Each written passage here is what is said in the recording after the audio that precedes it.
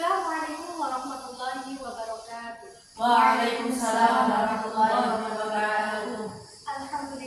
Alhamdulillahirabbil alamin.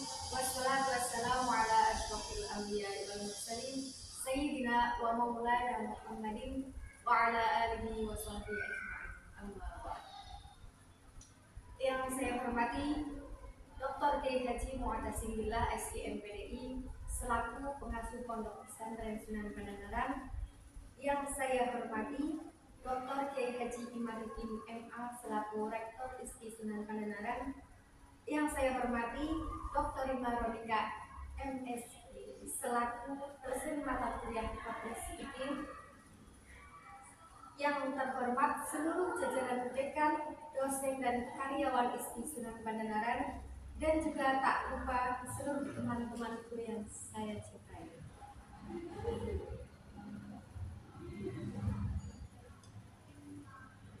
Di sini izinkan saya menyampaikan pidato dengan tema menjadikan ilmu dan akhlak sebagai pilar kehidupan dalam perspektif kitab Nashwatul Ibad karya Syekh Muhammad Nawawi Al-Baghdadi.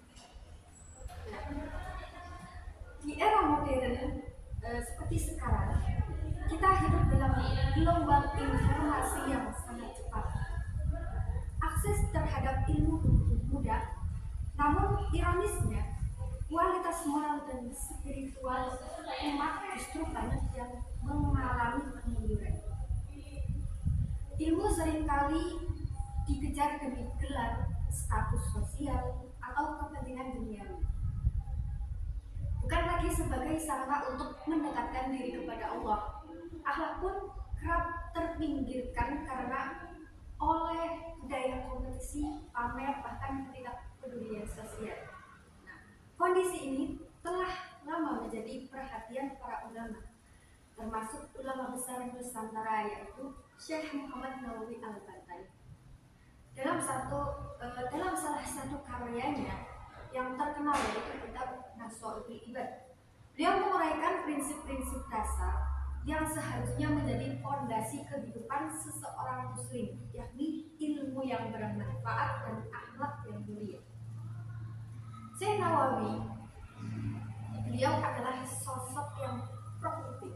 Lebih dari 30 kitab karangan beliau itu ada bidang fikih, tafsir, hadis, tasawuf hingga akhlak.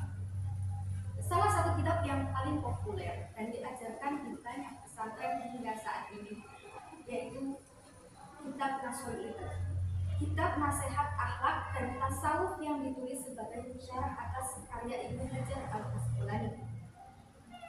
Di sini ada dua tema yang saya ambil. Yang pertama, 10 perkara terbaik dalam kehidupan.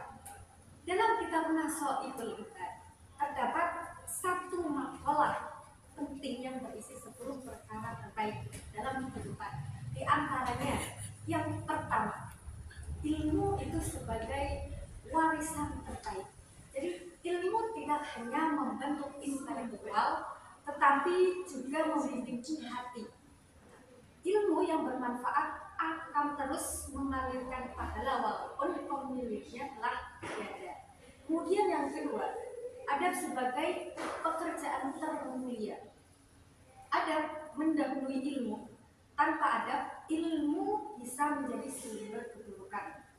Adab menumbuhkan sikap rendah hati, menghormati sesama, dan menjauhkan kita dari arogansi. Kemudian yang ketiga, takwa sebagai bekal terbaik. Nah, takwa adalah kompas kehidupan. Ia menjadi pelindung dari godaan dunia dan penuntun menuju jalan yang lurus. Kemudian yang keempat, ibadah sebagai perdagangan terbaik. Ibadah yang ikhlas adalah investasi abadi. Tidak ada transaksi yang lebih menguntungkan selain berjual beli dengan Allah. Yang kelima, amal soleh sebagai penuntun terbaik. Amal baik akan membimbing langkah kita menuju ke surga dan menjadi teman sejati di akhirat kelak. Yang keenam, akhlak yang terpuji sebagai teman terbaik. Akhlak mulia melahirkan cinta, persaudaraan, dan kedamaian dalam kehidupan sosial. Kemudian yang ketujuh, lemah lembut sebagai penolong terbaik. Kelembutan hati lebih tajam dari pedang. Ia mampu menyelesaikan konflik dengan kedamaian. Kemudian yang kedelapan, qanaah sebagai kekayaan terbaik.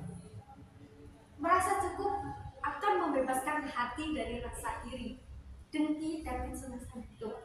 Kemudian yang kesembilan, taufik sebagai pertolongan terbaik. Tanpa taufik dari Allah, niat baik sekalipun tidak akan menghasilkan amal yang benar. Kemudian yang ke-10, kematian sebagai pendidik terbaik. Mengingat kematian akan membangunkan hati yang lalai dan menuntun kita untuk memperbaiki hidup sebelum terlambat. Kemudian tema yang kedua, faktor ilmu yang bermanfaat. Nah, Syekh Nawawi juga menegaskan bahwa ilmu tidak akan bermanfaat kecuali dengan 3 perkara. Perkara yang pertama ialah tidak mencintai dunia secara berlebihan. Dunia bukanlah tempat menetap, melainkan tempat ujian. Cinta dunia adalah sumber dari segala keburukan.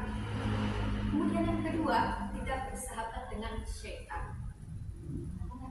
Artinya menjauhi segala fisik yang memberi rasa aman, dan artinya menjauhi segala bisikan jahat, hawa nafsu, dan perbuatan maksiat. Kemudian yang ketiga, tidak menyakiti sesama manusia. Seorang muslim sejatinya adalah yang memberi rasa aman dan kasih sayang kepada orang lain, bukan menyakiti mereka.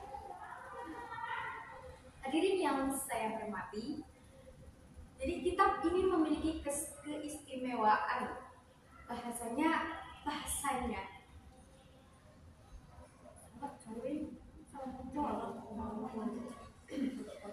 Hadirin yang saya hormati, kitab ini memiliki keistimewaan. Bahasanya sederhana, isinya reflektif dan menggabungkan antara ilmu, amal, dan hati. Di tengah arus budaya flexing, materialisme, dan individualisme hari ini, kitab Nasoil Ibad menjadi suara yang menyejukkan, mengajak kita kembali kepada kesederhanaan, keikhlasan, dan kedekatan dengan Allah Subhanahu wa Ta'ala. Kitab ini juga sangat aplikatif bagi generasi muda muslim. Dia bukan hanya membahas hukum, tetapi juga kesadaran batin, pembinaan akhlak, dan tazkiyatun nafs. Hal ini sangat kita butuhkan hari ini untuk melawan krisis moral dan kehausan makna dalam hidup modern.